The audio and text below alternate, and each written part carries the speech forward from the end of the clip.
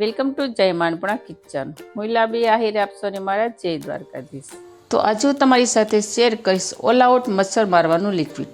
તો આપણે જો આ ઓલ આઉટ સ્ટોરમાંથી કે મેડિકલમાંથી લાવીએ છીએ ને ત્યાં આપણને મોંઘી મળતી હોય છે. આ એક ઓલ આઉટની બોટલ આપણને 100 થી 150 સુધીની મળતી હોય છે અને આપણે ઘરે બનાવીએ ને તો ફક્ત 10 રૂપિયામાં જ તૈયાર થઈ જાય છે અને એ પણ એકદમ કેમિકલ ફ્રી, એકદમ નેચરલ.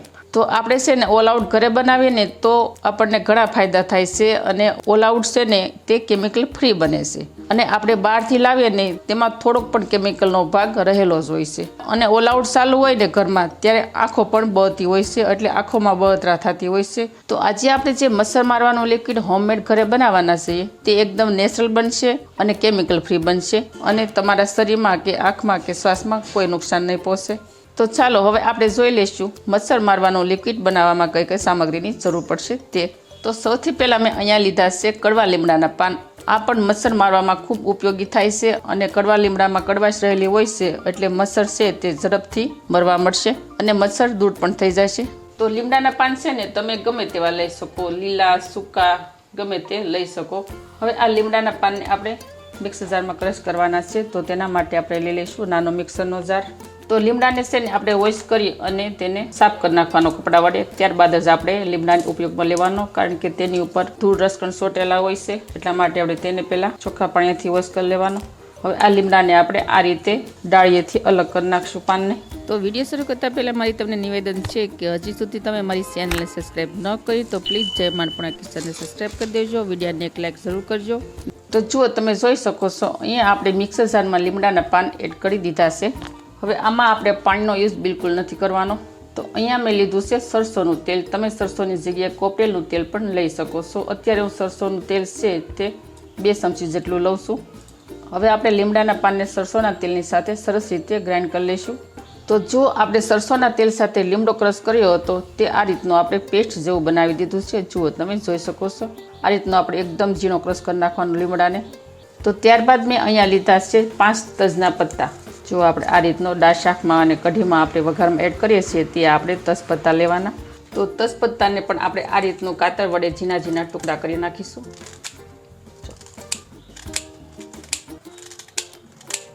તો જો તજપત્તાના આપણે આ રીતના નાના ટુકડા કરી નાખ્યા છે. તજપત્તાથી પણ સુગંધ સરસ આવે.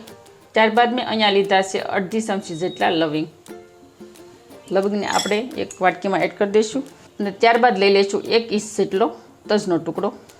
તજના ટુકડાને આપણે 2 ભાગ કરી લઈશું.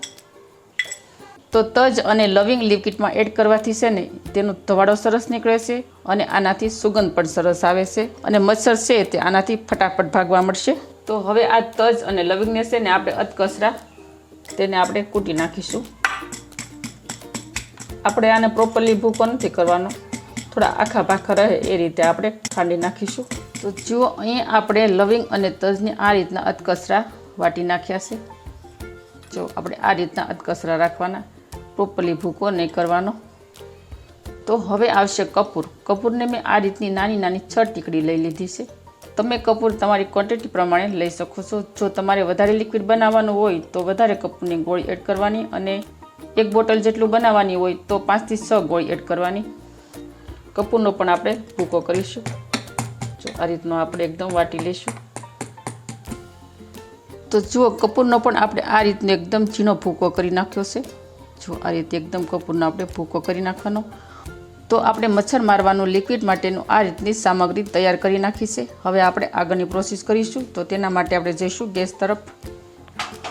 તો હવે આપણે તેલને ગરમ કરવાનું છે. તો આપણે ગેસ ઓન કરીશું અને આ રીતનું કોઈ આપણે વઘાર્યું લઈ લેવાનું, અથવા તો તમે જે નાની પેન આવે ને તે પણ તમે લઈ શકો છો. તેમાં આપણે અડધી વાટકી જેટલું તેલ લઈ લઈશું. હું અત્યારે 1 બોટલ લિક્વિડ બનાવું છું એટલે અડધી વાટકી જેટલું મેં સરસોનું તેલ લીધું છે. ત્યારબાદ આપણે જે લીમડો અને સરસોનું તેલ ક્રશ કર્યું હતું તે આપણે તેલમાં એડ કરી દઈશું.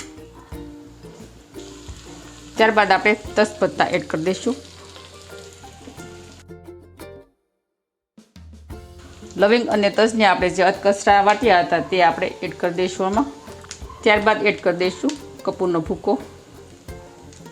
હવે આ તેલને આપણે 5 મિનિટ સુધી આમ જ ગરમ થવા માટે રાખી દઈશું જેથી જે મસાલાના મોઇસ્ચર છે ને તેલમાં ભળી જાય અને સુગંધ સરસ આવવા માંડે ને ત્યાં સુધી આપણે તેને 5 મિનિટ સુધી ઉકાળી લઈશું આમ જ. અને ગેસની ફ્લેમ છે ને આપણે એકદમ સ્લો રાખવાની છે, જેથી તેલ ફીણા વળી અને ઉભરાઈ ન જાય એ માટે એકદમ આપણે ધીમા તાપે તેને ઉકાળી લઈશું.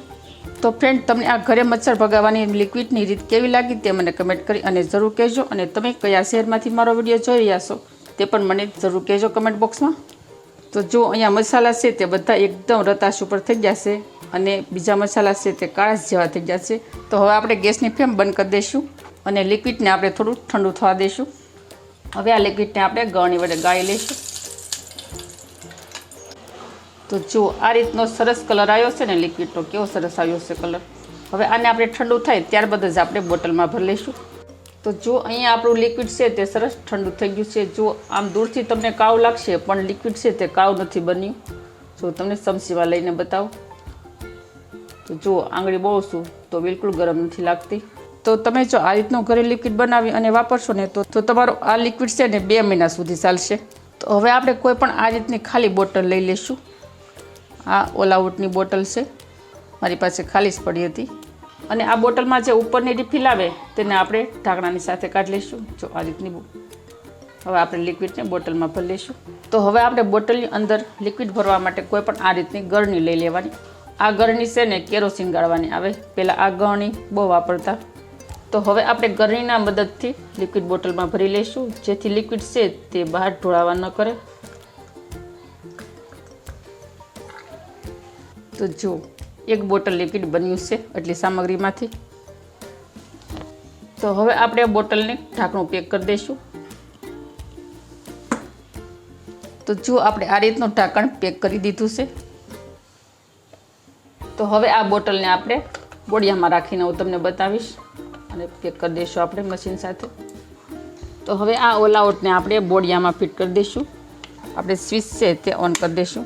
તો જો અત્યારે અમે મીડિયમ રાખ્યું છે, તમે જોઈ શકો છો અહીંયાથી ધવાડો નીકળશે. તો હવે આ ઓલ આઉટની અંદરથી ધુવાડા નીકળવાથી મચ્છર છે તે મરી જશે અને તમને ક્યારે મચ્છર નહીં કરડે અને ક્યારે શરીરમાં નુકસાન પણ નહીં કરે. તો ફ્રેન્ડ, તમને આ હોમમેડ લિક્વિડ બનાવવાની રીત કેવી લાગી તે મને કમેન્ટ કરી અને જરૂર કહેજો. તો મારી આવી જ નવી માહિતીઓ સાથે, નવી ઇન્ફોર્મેશન સાથે અને નવી રેસિપીઓ સાથે જય મા અન્નપૂર્ણા કિચનને સબસ્ક્રાઈબ કરી દેજો. વિડીયોને એક લાઈક જરૂર કરજો અને ફ્રેન્ડ અને ફેમિલીમાં વધુને વધુ શેર કરજો. આવજો, ફરી મળીશું આવી નવી રેસિપીઓ સાથે, નવી માહિતીઓ સાથે. ત્યાં સુધી થેન્ક યુ. જય દ્વારકાધીશ, જય સિયારાબેન, ધન્યવાદ.